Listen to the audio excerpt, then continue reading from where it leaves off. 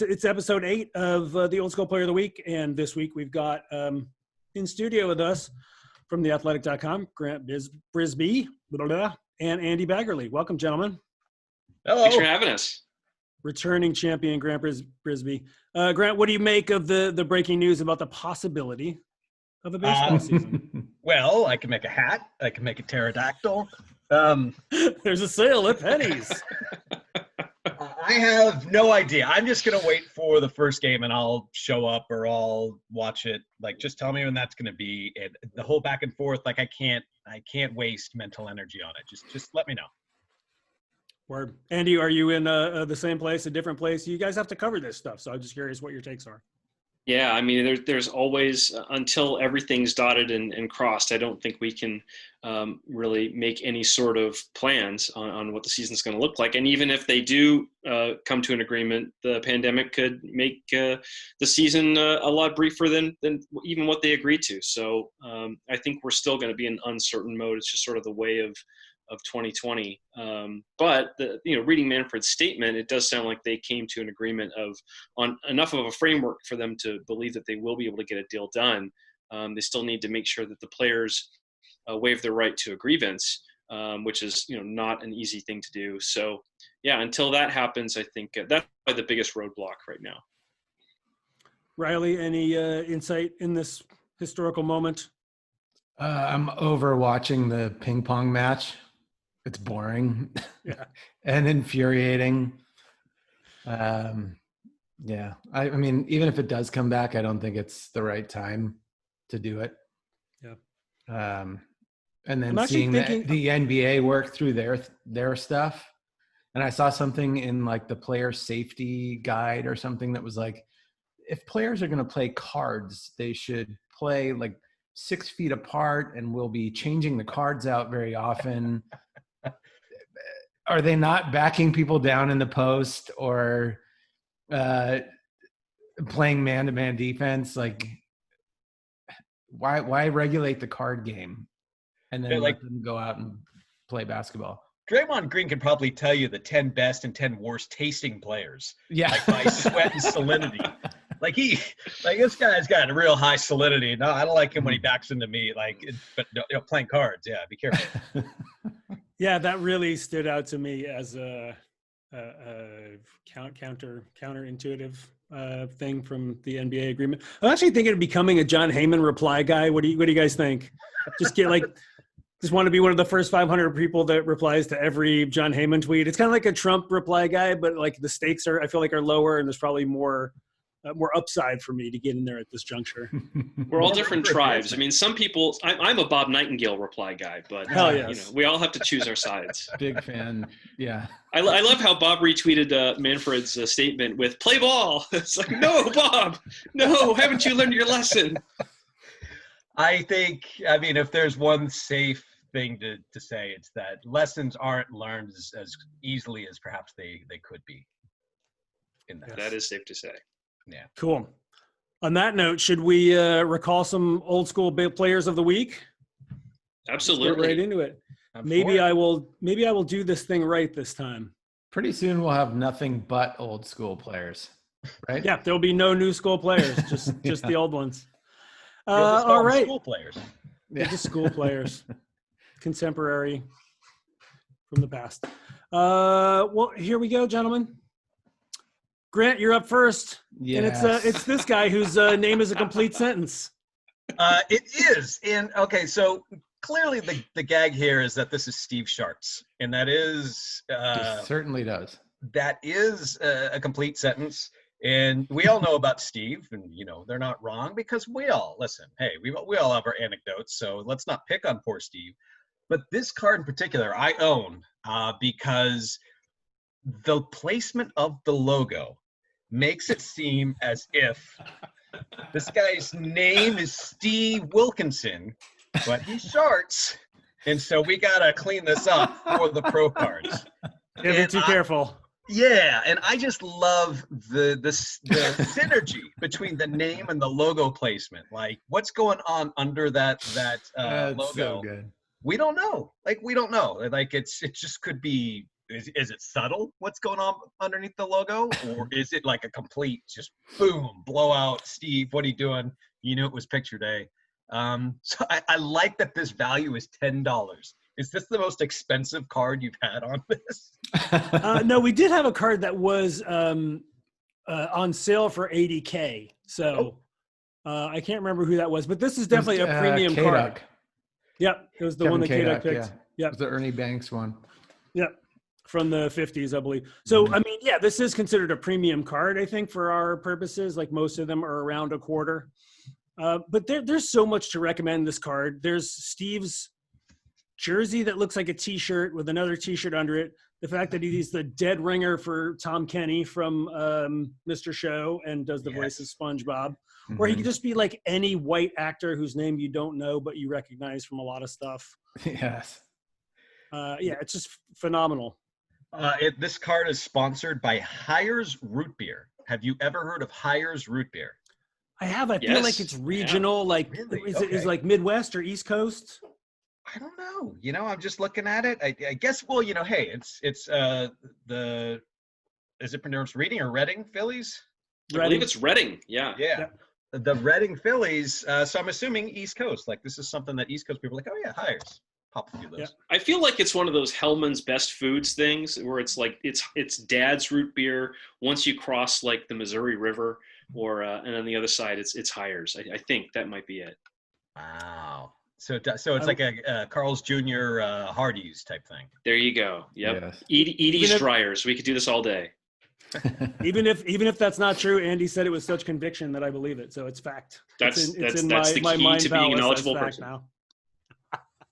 Yeah. It's coming from a former Jeopardy champ, so I take that as gospel. Who, me or Andy? Oh, Andy, yeah. They ran out of shows. They officially ran out of shows. Now we're really in crisis mode. There's no more new Jeopardies. Oof, that's brutal. They're doing reruns at this point? I think they just ran out. Yep. Ouch. Yeah. It's going to be a dark time for entertainment for a minute, you guys. Steve has a son named Owen Scharts. This is true? Which is also very good. I think he's either like a draftable guy recently or he's in the minors or something. But Owen Scharts is definitely also person. A complete sentence. I mean, I don't want to read the contract that leads to the complete sentence. Right. Yeah. Where you go to the local loan shark and you get an advance on your Scharts, and now you're Owen Scharts and you're in a bad way. Yeah. Paid points on Scharts. But Grant, taqueria, and then you're Owen Scharts. Grant, you were one of the first people to introduce me to the beautiful baseball name concept of the complete sentence. And I mean, it's a rich and glorious tapestry. Yeah, no, I made a list of 50 once, and I ended it with Harvey Haddix, which is probably my favorite because it raises a lot of questions. Like, and it's the saddest short story ever written.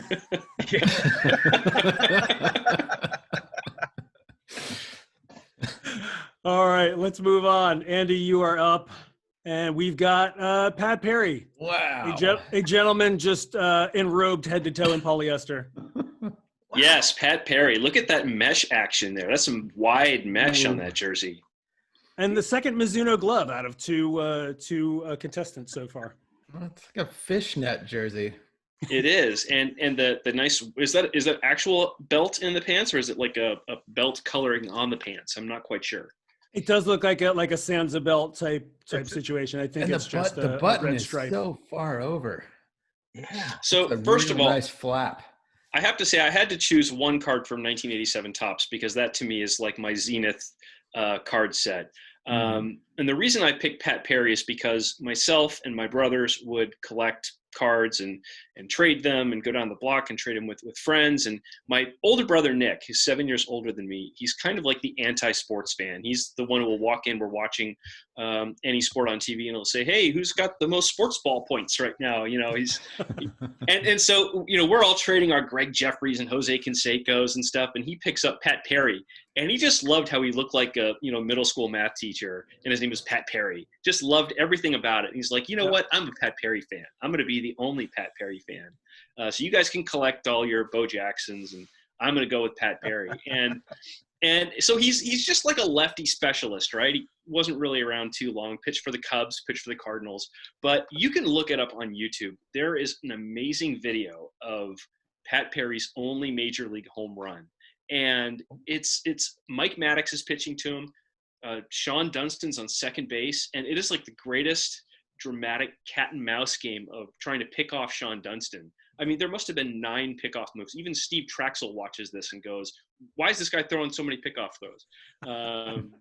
But what happens with Pat Perry, he basically gets thrown a fastball. It's a little bit inside, and he bails out of the box like this thing is like coming to kill him. You can tell he's got no business being in the box at all. He tries a bunt attempt. It's like the most pathetic bunt attempt ever. And then finally, Mike Maddox throws a pitch, and Pat Perry rips a home run into the bleachers. And it's bad VCR. It's like the tracking's awful, which actually adds to the like mystique of it. It's like 8 minutes long. Go find Pat Perry's only home run on YouTube. I guarantee you, it's a good time. I am literally writing a note to myself right now because I'll forget as soon as. But that sounds like the greatest thing I've ever heard. It's the only thing that the only bummer is that you get it in the middle innings when Harry Carey was not doing the TV for WGN. It was the backup announcer. But I wanted to hear, hey, Pat Perry. You know, I just wish that Harry had the call there because he might have lost it. I will say that when you said he's a left-handed specialist, I was like, I know. Like, this guy's not at first base. Like, you're just like, he's got to be my size. Like, what does it say? Do you have the card in front of you? Like, what he's listed at? What is Pat Perry listed at? I think I had it. Yeah, let's see. I'll find out. Come back to me. Yeah, but he just has, he's got vibes. He has 80s sitcom dad vibes. Yeah, dude. And I'm talking like on like the syndicated ones, like Out of This World, like the ones that weren't even on one of the major 3 networks. Small wonder. Yeah, like yeah, exactly. We're just talking those ones that weren't really associated with the network. They just appeared on your TV. That's right. I could see him. Taylorsville, going in. Native. 6'1", 190. No way. Actually. Yeah. No, not a chance. 6'1". No. I'm not thinking 190. I could see Pat Perry going in for a screen test for up against Michael Gross for the what was the show they were on? Family Ties, right? Thank yeah. You. Mm-hmm. Yeah, for sure. Perry. His hair is left-handed too. It's pretty heavy on the left side there. Hold on. The lefties, man. Everything with their the hats and the hair and the everything else is super weird. Oh, shit! Puppet. I mean, if we're gonna talk about 80s and 90s sitcoms, then I mean, Willie, hey, where's the cat? I'm hungry. I actually watched the pilot of Alf because it was on some random Roku channel. I was like, all right, I'll check this out. And it is a time capsule. I'll tell you that. Andy, did you know about the Booyah Baseball series of cards that they did? The Alf-related baseball cards? I'm not sure I did. I'll have to send you a link. We discussed it on a previous episode. I'll find that and send it to you. Please do. It's something. I don't know what, but it's definitely something. Anybody else have any kind of recollections of Pat Perry? Because that's a null set in my brain. Zero. I would agree that this series of Topps cards is like iconic. It kicks ass. Yeah. I've held Super this card iconic. 700 times. Like, I have held this card, and come on, it took my breath away. I think this was around the time that like Price Club or pre-Costco became a thing, and you could buy like a giant, like a box that they would sell at the liquor store or the grocery store. And I remember getting like a full box of packs of these cards and just being so stoked. Yeah. It's such a cool design. I wonder if it was ever considered like forward looking or futuristic, because I cannot imagine anything with wood grain and that font being contemporary. Okay. Like, it is just the past. Have you heard of wood? It is super iconic though. It's really great. Yeah. All right, Riley, you're up. Who have we got here? Yes, Ronaldo Turnbull. That's a legit question. Who do we have here? Yeah, well, I'm not sure. Was that negative 25 cents? Yeah, it should be. Yeah, it very well might be. So This is NFL Hall of Famer Reggie White on a Ronaldo Turnbull card, I guess. Yep. An error It's card. a classic error card. Beautiful. And it's worth negative 25 cents. I just get a kick out of these, especially when they blow it with a guy who's like a face of the league. Like Reggie White was not a quiet football player. Nope. And not an unpopular football player until he said some things that were unpopular. Yeah. So to botch it this bad and have it be labeled with Ronaldo Turnbull, who I think was also kind of like a nondescript lineman type, but not as dominant as Reggie White. It's funny to me.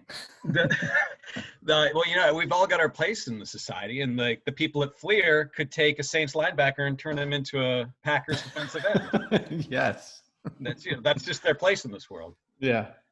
It's not like Ronaldo Turnbull resembled Reggie White in any way. Although I did notice, Ryan, when you sent me this card, the back of the card does mention Reggie White, but I can't remember the context.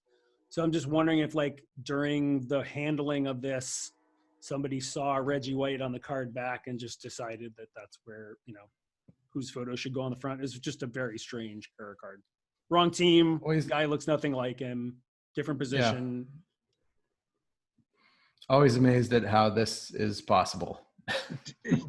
Did they issue a correction? Like, is this worth more, or is the correction worth more, or do they just say, fuck it? It's worth 25 cents to $1. It's like worth nothing, which is weird for these error cards because a lot of them are worth a lot of money. I don't know why this one is considered so unvaluable. Maybe there are a ton of them. It's hard to say. I don't know. I trust Reggie avoided some thigh injuries with those massive thigh pads he's got there. He's also glowing, so he has a superpower. He's radioactive. It's the old saying. He's got washboard thighs. Thighs are made in the kitchen, not in the gym. Good old Reginaldo Turnbull. Mm-hmm. He will be missed. All right, this is my first guy, you guys, and it's from my favorite series, the Topps First Pitch series that came out a couple of years ago. This series is just endless entertainment to me. If folks don't know about the First Pitch series, it is what it sounds like. It's people just throwing out first pitches. And with all the stuff going on in the news right now with Rob Manfred and the state of baseball, I had to pick Bud Selig at this point. Just a picture of athletic performance here.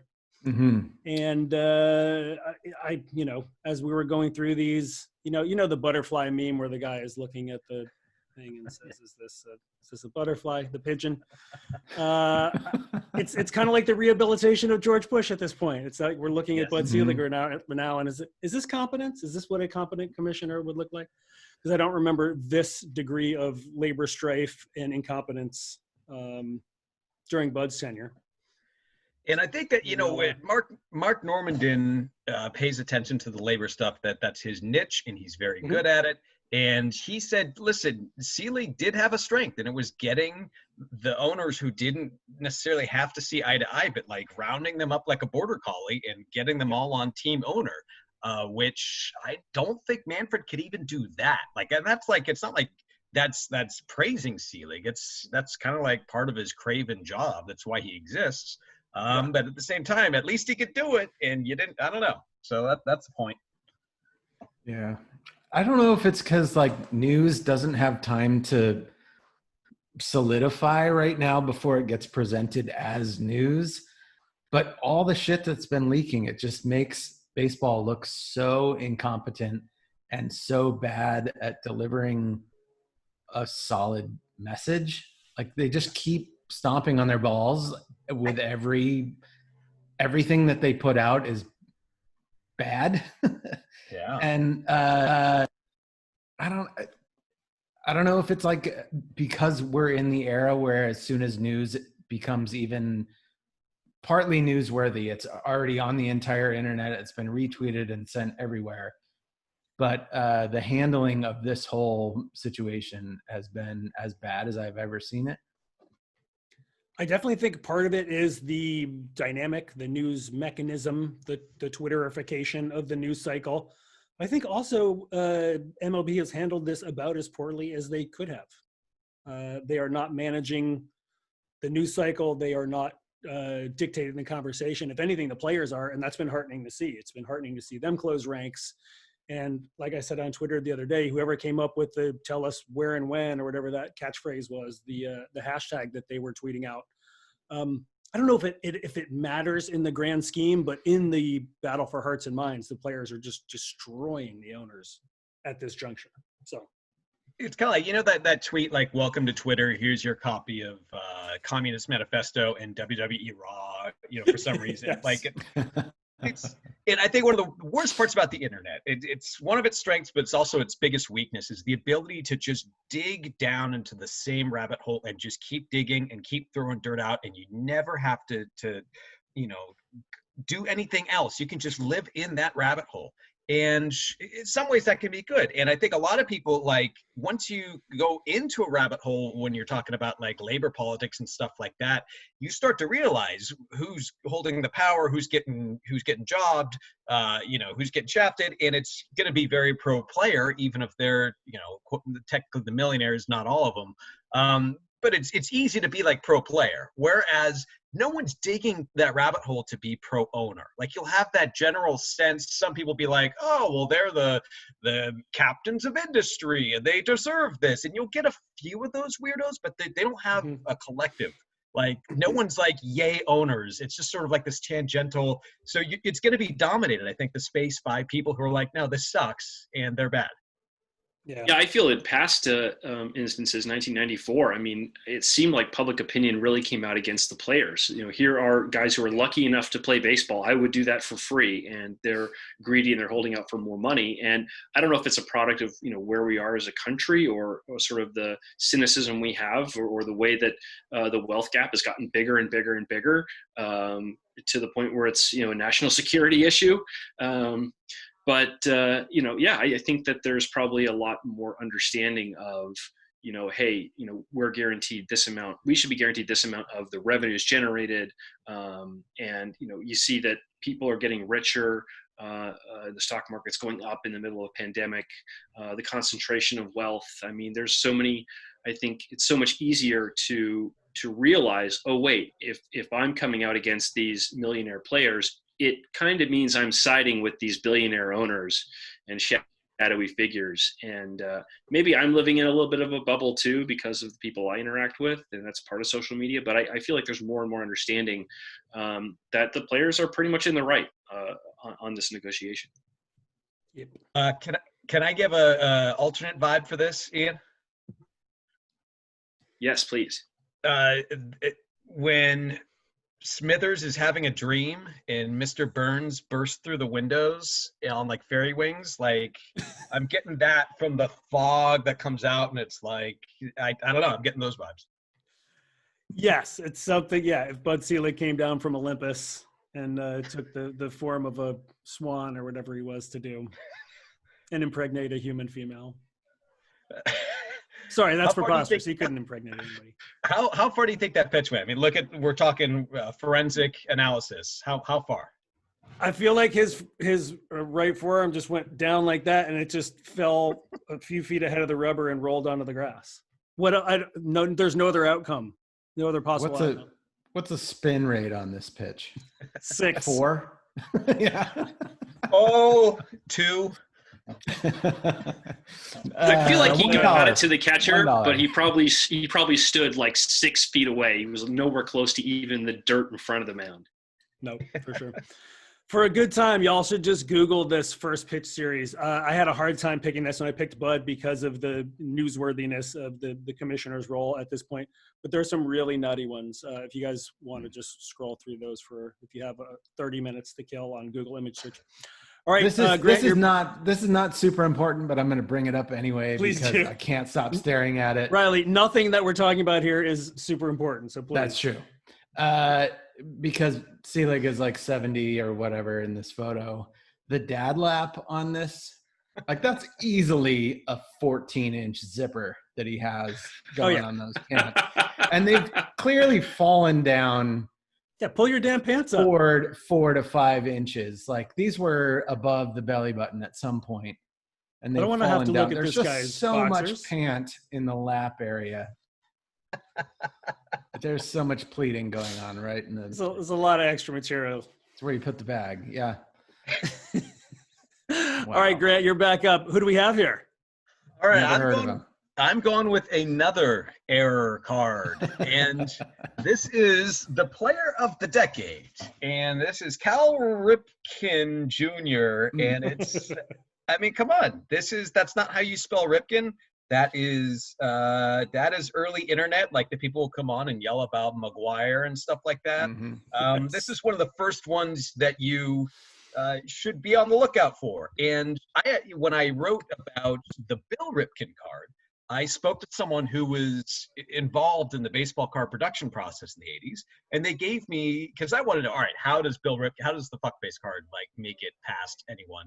And so it's an 8-step process. It's the picture's taken, the picture's developed, the picture is selected out of a pool of several options, the picture's airbrushed, a mock-up of a card is put on a flex board with dozens of cards, there's notes typed out for each card, adjustments made, final proofs sent to the printer. So the first 4 don't count because it's all about the picture, but there's like a 4-step quality control process that involves multiple people.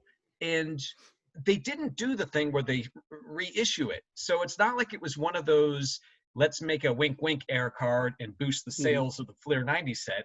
They just worked it. And I can't understand it. Did they mention anything at all about how they have all the fonts laid out on the table and then push all of those fonts into the card? They did a good job. That is classy. I mean, that is like that's invitation quality, 10th anniversary. Like, ooh, like I open up the pack and I'm like, am I invited? Whoa. Let's make sure it cuts off the bottom of the Y though. Yep. That looks good. I wanted to make sure somebody pointed that out. Players spacebar spacebar spacebar of spacebar spacebar spacebar the spacebar decade. And on the back it's spelled correctly. It's Cal Ripken Jr. and I am looking. I'm not seeing a typo on the back of the card, which means that someone really took a magnifying glass to the back. I mean, it's got words. It's not just a bunch of stats. That's the part people care about, Grant. Oh, you know what?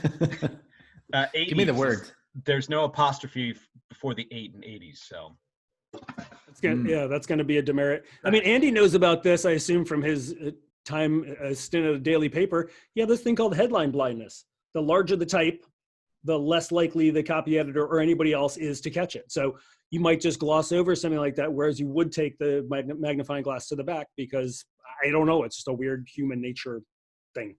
Yeah, you're looking for the little errors because you just assume that the big ones have already been caught or weren't even made in the first place, I guess. But yes, Ripken. I still think, I mean, when you're working for Fleer in 1990, it's not like oh gosh, I'm on the boxing card case and I'm on the Super Nintendo card case and I've got so many cards to look at and baseball crap. It's like all you're doing is looking at baseball cards and thinking about baseball names. So I don't know. Headline blindness is real, but freaking Cal Ripken, like that should immediately set off like that. I don't disagree. We definitely need to talk about quality control and also about why this card is only worth $1. You can get these all day on eBay for $1, whereas the other error cards that we've looked at in previous episodes were all, 10x or 100x that. It's really weird. Yeah. No, I mean, I don't know. I like the dumb cards that are cheap. That's my brand. They never corrected it. Really? Yeah, I guess not. Boy, they gave just 0 Fs back then, I guess. I do want to point out, though, since nobody else has done it, how dreamy Cal Ripken was. Was this a 1980 photo that they ran in 90? Because this is not him in 1990, I assume. Silver Fox, he's just he's got it going on. Super dreamy. All right, Andy, you're up again. Who do we have here? My goodness, is this a real guy or is this one of those identikit photos? Because that's what it looks like to me. So again, the set was as important a selection as the fact I have a story behind it. This is from Leaf Studio 1991, and if you're not familiar with the glory that is Leaf Studio 1991, imagine every single player being brought in for a fourth grade photo, and all of them needed a retake. They're glorious. I've got a whole stack of them we can go through if you want. Oh, yeah. But this Leo like Gomez, Sears photo studio quality backdrop. Exactly, and some of them are just like zany weird. Like, you know, here's Steve Lake.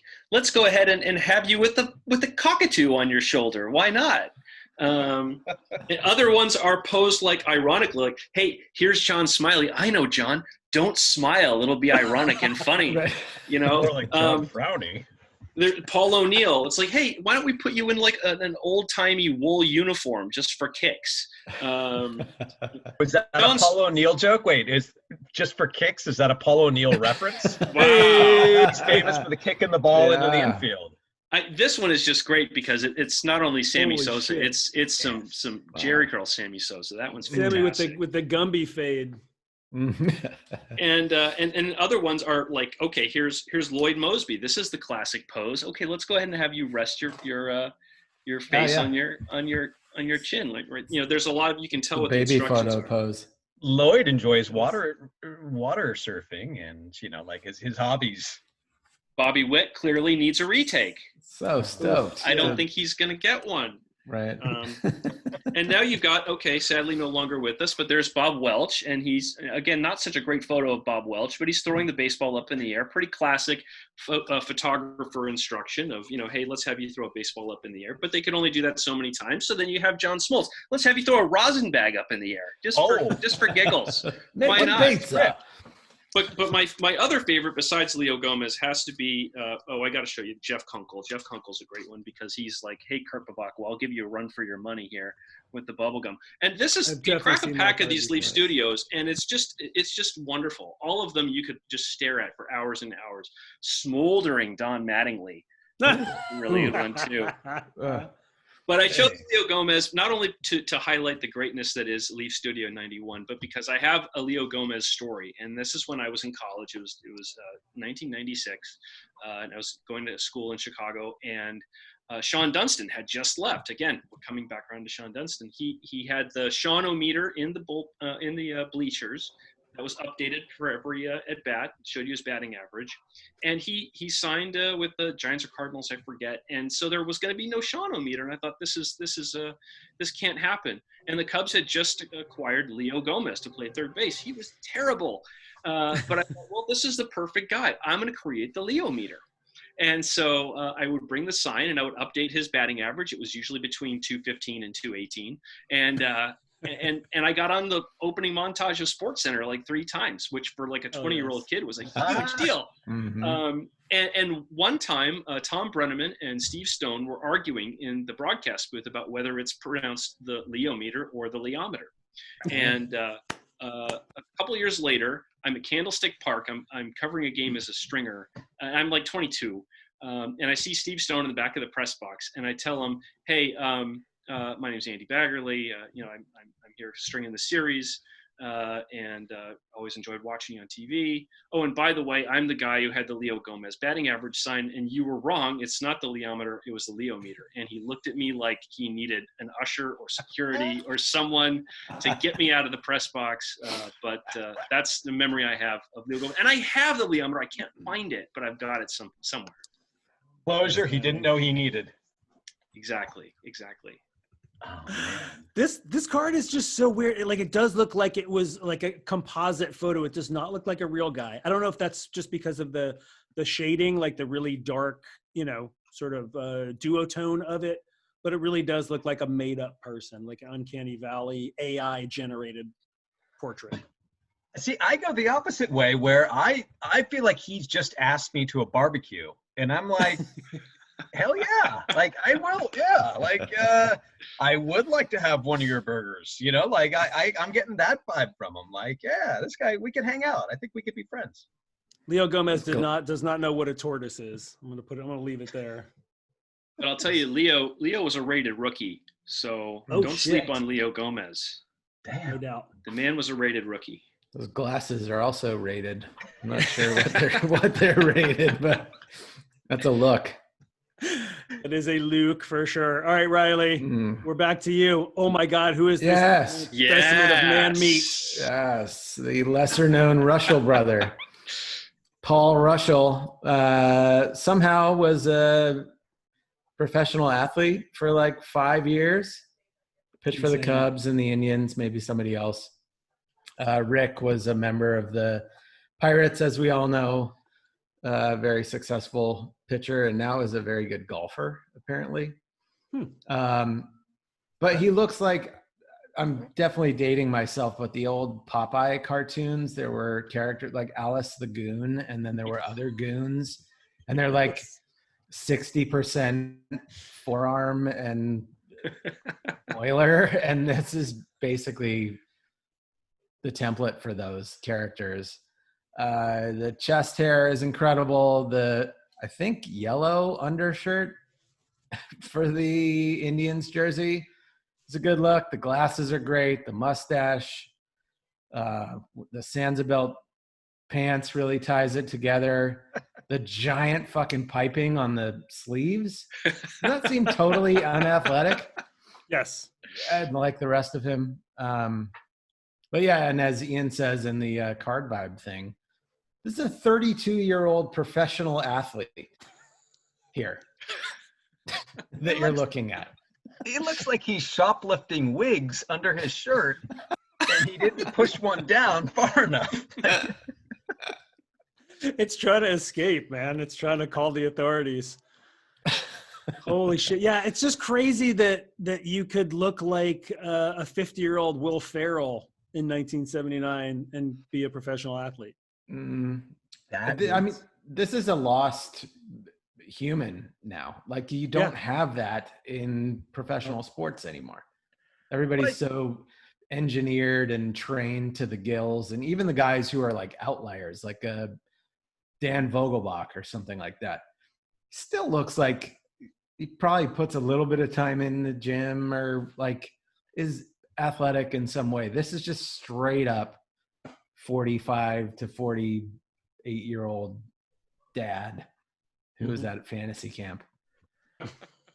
This is old glove. That's an old. He's got some mileage on that glove too. I can tell. That's a good looking glove. This was actually the first time I was on. I sent 5 cards, and from those he's like, "All right, we got to pick 2."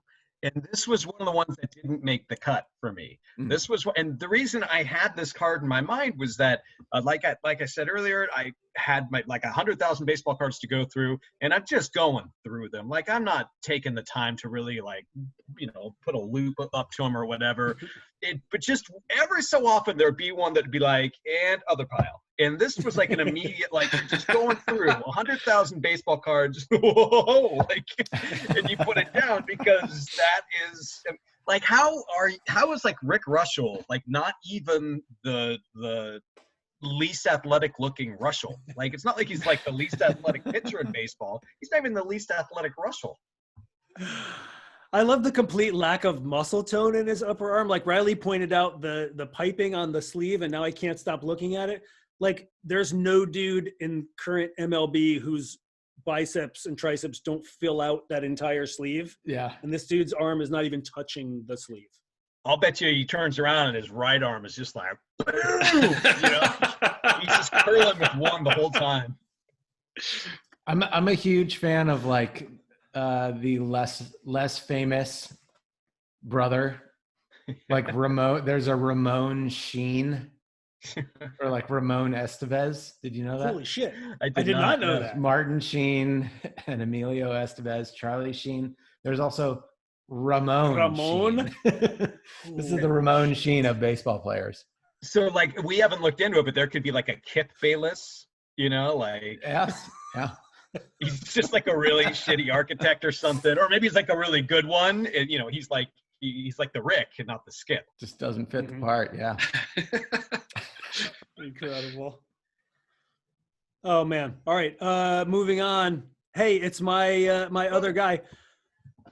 I have no idea who this guy is, really. I mean, I looked him up and did some research. People know I'm not the hugest football guy, but I saw a card from this series and it just absolutely stopped me in my tracks.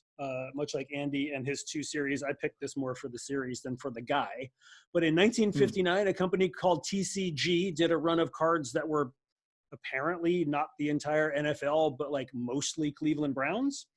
And Bobby Mitchell was a halfback for the Cleveland Browns, and I could not love the design of this series of cards more. Come to find out, he was the first African-American player who played for the Washington football team. They were the last to integrate. Something it's a little poetic and not that shocking about that the Washington football team would have a history of being on the wrong side of history. But I love the font, the text treatment on this, the bizarre like background. It looks like Bobby Mitchell is laying on a piece of muslin fabric or something. And then the weird leprechaun guy, I love everything about it. It's just absolutely a magical card to me. What is he doing? Is he falling? That's a really good question. Doesn't have a helmet on. Yeah. I mean, anybody else want to take a cut at that? Well, it's like this whole cards vibe to me is, picture this, if you will. And so, like, you know, like, so it's a Twilight Zone episode. It's a trans-dimensional warp, and there's a gremlin there. Like he's just spinning around like Ozzie Smith in the Simpsons episode. Like he's down the mystery hole. I'm with you. Like I love the font. The font just like, come on, that pops. That pops. Remarkable. Yeah, and that somebody was sitting there with an X-Acto knife on a light table, like doing this all by hand, is just it's super romantic to me. I love it. Can't tell if he's falling away from me or falling toward me or doing a pirouette with his leg out and trying to high five me. What if the picture was like he was on the ground and like photographers came up and pick me up, pick me up, please. Stay away from me. I like the X-Acto knife work around each finger. That's very good. But then you get to the whole, you know, what would be his left side of the body, and it's like, I'm giving up, and there's just a big straight line. It's quitting time. It's bourbon o'clock. Time to go. Friday of a 3-day weekend. Hell yes. No, that is good. Bobby Mitchell, Hall of Fame halfback, played on the same team as, if I'm going to botch all of this and people are going to write to me, but I think he played in the same backfield as Jim Brown at one point. Now, is this little guy the card logo, or is that a Browns thing? Really good question, and I don't know the answer, only because the only cards that I found from this series were other Cleveland Browns players. So yeah, I don't know. That could very well be the Browns mascot, or I think it is. I mean, the St. Louis Browns in baseball definitely had a mascot like that, sort of like a brownie elf little wood sprite type of thing. You see that a lot with the St. Louis Browns. So I'm pretty sure that's got to be specific to the team. And now it's just like, we have orange helmets. Yeah. That's our brand. Here's a dog. It is Brownie the elf. And then I'm gonna screw this up, but the Cleveland Browns did not invent the brownies. That task was done a very long time ago in northern England. Brownies were said to live in people's homes and only come out at night to do minimal household or farm chores. It was customary to leave a bowl of fresh cream out for the brownies by the hearth for their services. This is from dogsbynature.com. And so these little guys, they were there to help. They were there to help you. Do you think that there are any brownies residing in Steve Scharts' house? Yes, he leaves his boxer shorts out every night, and when he wakes up in the morning, they've been laundered. And for Steve, they leave a bowl of spoiled cream. And so that is, every morning Steve would wake up and say, "Thank you, brownies, glug, glug, glug. Oh, me, oh my, I've done it again." Much like the police officers who went to Shake Shack and had indigestion from the shake. Oh, I can't remember who tweeted it, but it was like the idea of me personally eating a milkshake right now would decimate me. Would like the 1,000 calories, the 1,000 grams of sugar, like I know my limitations, and there's no way as a grown-ass man like that I could handle a milkshake. Like 10 bourbons, yeah, I can do that. But a milkshake, like, forget it. All right, gentlemen, we've come to the end of yet another episode. Thank you so much for joining us. You should, if you don't already, and I can't imagine that you don't. If you're not a member of The Athletic, you should get into that and read the excellent work that Grant and Andy publish over there on the reg. Are there any premiums happening right now that you guys know of? I think we have a 30-day free trial. I think that's the latest one. Straight Can't up beat 30 that. days free. Yeah. So, you probably do have to enter your credit card, but if you're smart about it, you can take it away at 30 days. But I honestly think It's worth it. there's so many good writers. There really are. It's embarrassing. Like, just like if you're paying $5 for like what Marcus Thompson writes, like he's good. Every time he writes something, it's like, hell yes. Like, let me see what this is all about. And you can say that with like 100 different writers. So that's my pitch. Yep. I would give you the intimidating, you should subscribe to The Athletic stare, but Chris Sabo already beat me to it.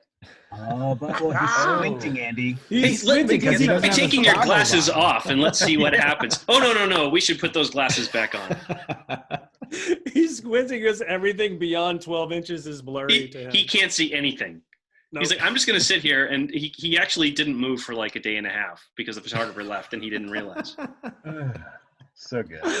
I think that's the perfect note for us to dip out on. Thank you, gentlemen, for taking the time and having fun with us. We love you all, and continue to stay healthy, stay inside, and pray for baseball. Will do. Thanks, guys. Thanks, guys. Appreciate it. Come along and remember some guys. Old school player of the week, mullet to thumbs all mine. Old school player of the week. Can you believe these the ladies are mine?